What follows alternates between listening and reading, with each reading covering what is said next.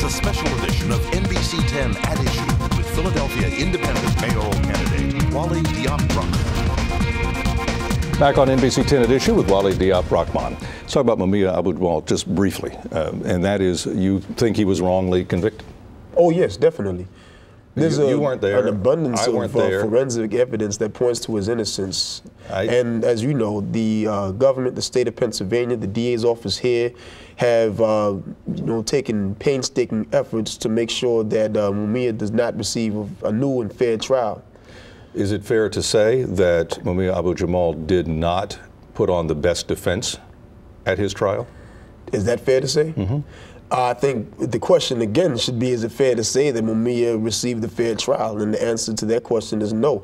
But I think now is a really important juncture in his case. As you know, the U.S. Supreme Court has rejected and there may be a resentencing request for the death penalty to be reimposed. Mm-hmm. And that now puts the ball in the court of DA Seth Williams to either open up the case and allow for the new evidence to be heard by the courts here, or to simply settle for a life sentence. Either way, I think it's been exposed that the case of Mumia Abu Jamal has been nothing but a political attack on him and the right for free speech, because he was a journalist. And not at, well, criticizing he wasn't employed at the time. City of he was driving a cab, was he not, at the time? He was a journalist. He had a radio show, and he wrote in various publications who may not have been recognized as legitimate, but was still the voice of oppressed people in this city. What do you think about, what do you think about John Street?